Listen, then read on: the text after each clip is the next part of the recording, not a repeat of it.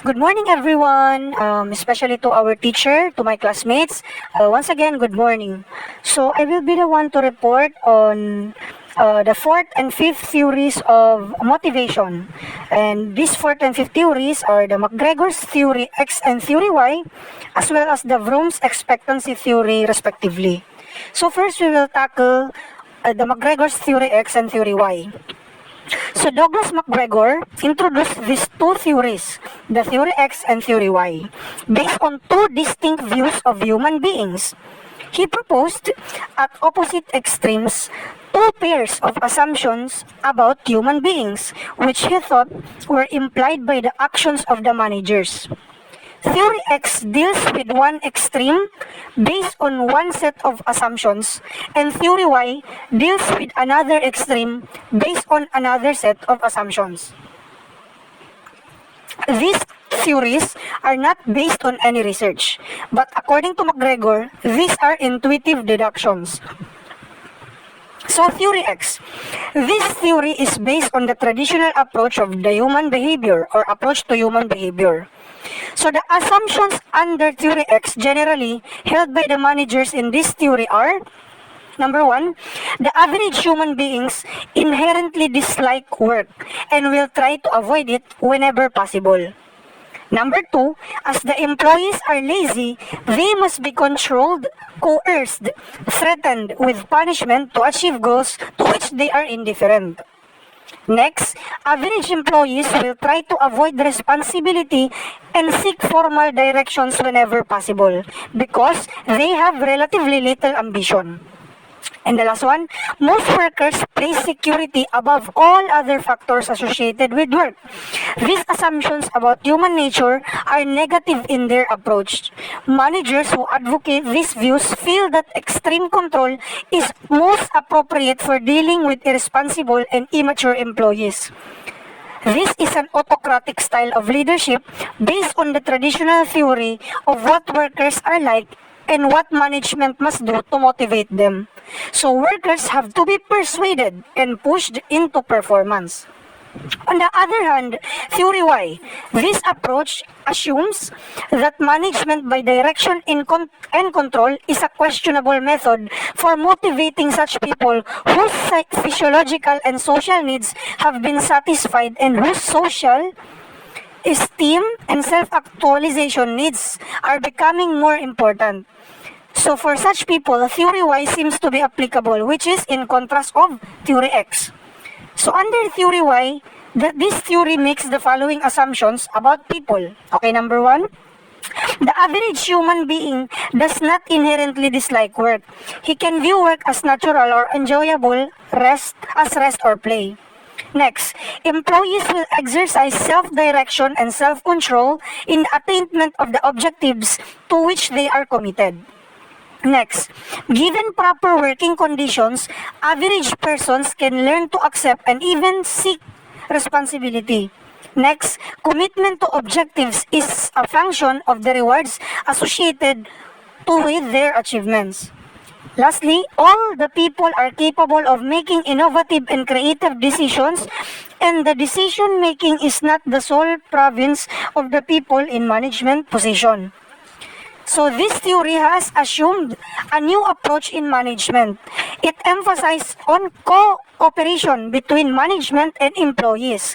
The individual and organizational goals do not conflict in this approach.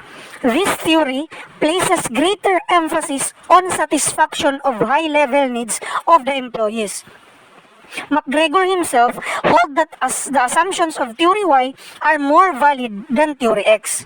Thus, delegation of authority, job enlargement, management by objectives, and participative management techniques are great motivators for the employee. Now, for the applicability of Theory X and Theory Y, Theory X and the Theory Y represent two extremes. No person can belong to these two extreme situations.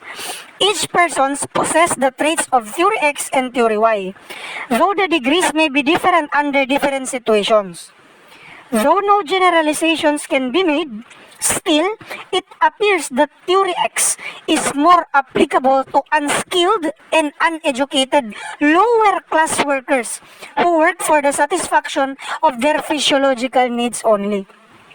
Theory Y, on the other hand, appears to be applicable to the educated, skilled, and professional employees who understand their responsibilities and do not need any direction and control. However, there can be exceptions. A lower-level employee may be more responsible and mature than a well-qualified, high-level employee. Still, these theories are very important tools in understanding the behavior of human beings and in designing the motivational schemes. The management should use a combination of both the theories to motivate different types of employees. Now let's go to Vroom's expectancy theory. Victor Vroom made an important contribution to the understanding of the concept of motivation and the decision processes that people use to determine how much effort they will expend on their jobs. Criticizing Herberg's two factors theory, he said that a person's motivation towards an action at any time would be determined by an individual's perception that a certain type of action would lead to a specific outcome and his personal preference for his outcome. This model is based on the belief that motivation is determined by the nature of the reward people expect to get as a result of their job performance. Because man is a rational human being, he will try to maximize the perceived value of such rewards. People will be highly motivated if they are made to believe that if they behave in a particular way, they will receive a certain type of outcome according to their personal preference. Now, there are three variables in Vroom's model given in the form of an equation. Since the model is a multiplier, all the three variables must have high positive value to imply motivated performance choices. If any of the variable is zero, the probability of motivated performance tends to be zero.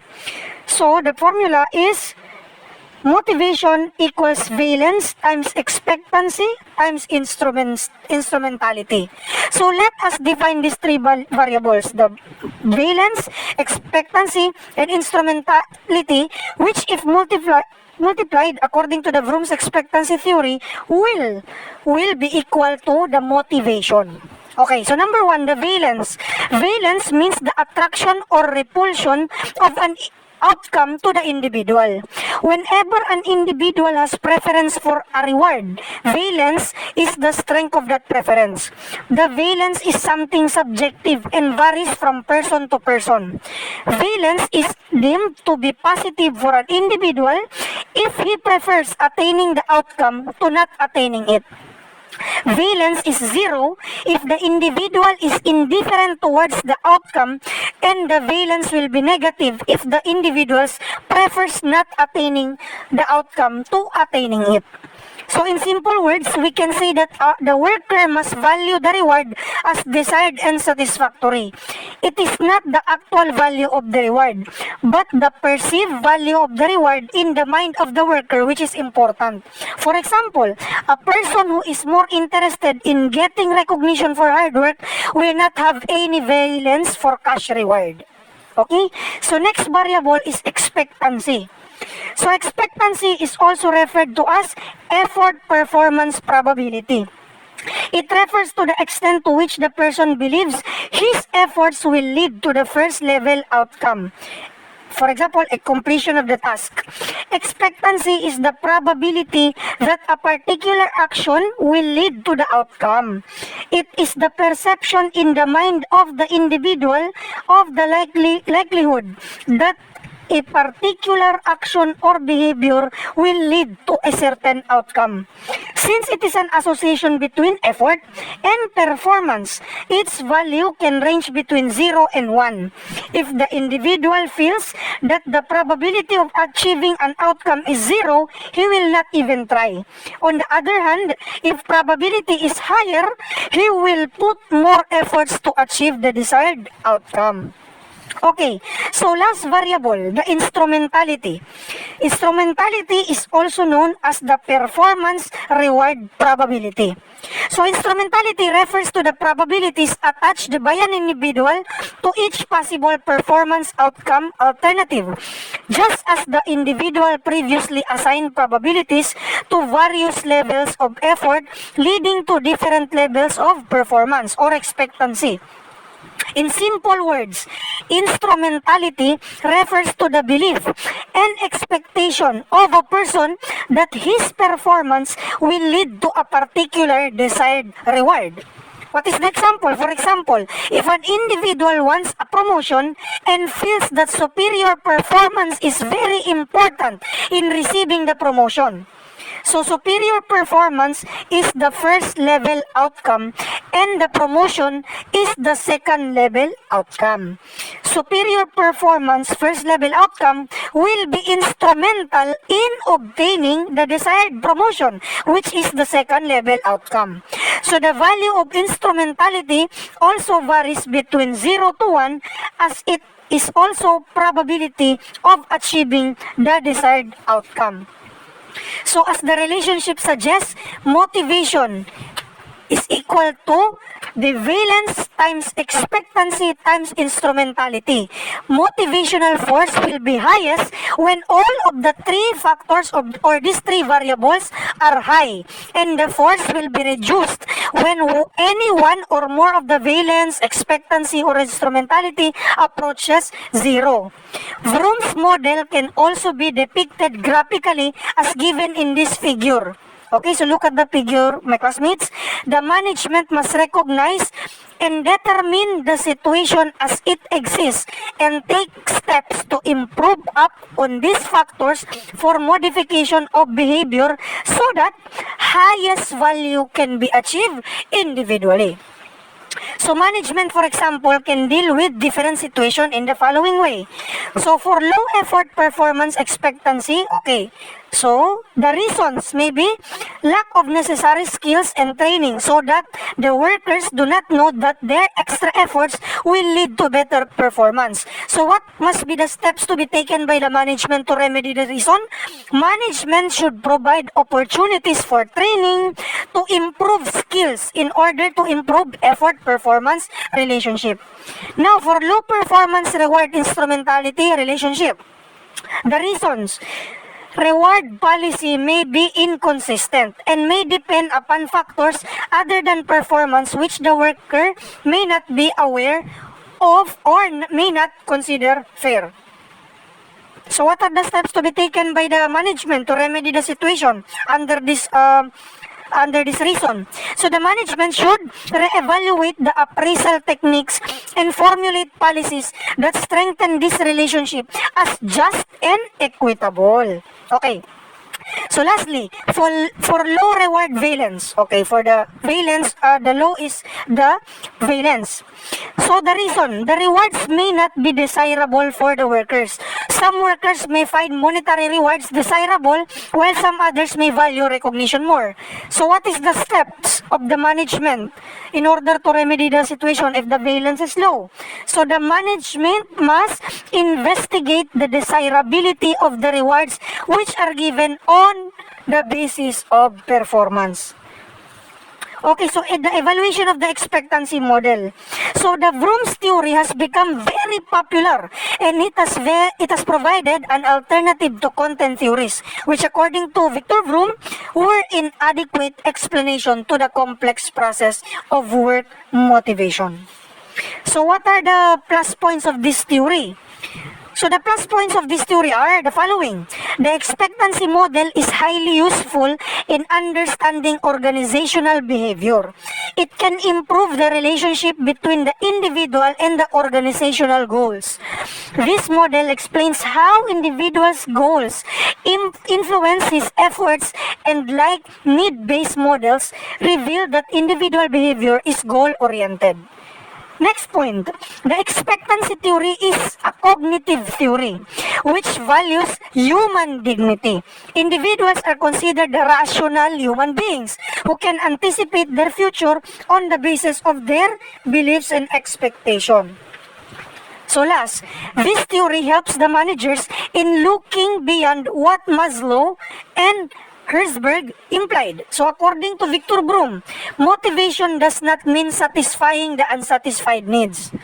The managers must make it possible for an employee to see that effort can result in appropriate needs satisfying rewards. So this level of expectation will improve the motivation to work.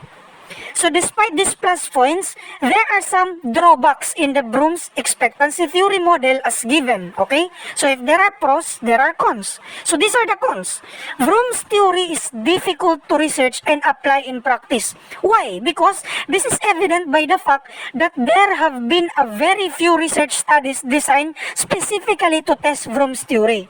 Next, this theory assumes man to be a rational human being who makes all the decisions consciously. But there are numerous instances where job or the decisions are taken with no conscious thought. This is particularly true for routine jobs because the workers already know what to do and they are compelled by the commandment of their managers. Okay, so lastly, or the last cons of the Vroom's expectancy theory or model, although it is an important theory of motivation, it is quite complex. Many managers in actual organizational situations do not have the time or sources to use a complex system on the job. So to conclude, we can say that from the theoretical point of view, this model is a step in the right direction. But from practical point of view, it does not help the manager in solving the complex motivational problem. So these are all can be put in a theoretical point and it is very difficult to apply in reality.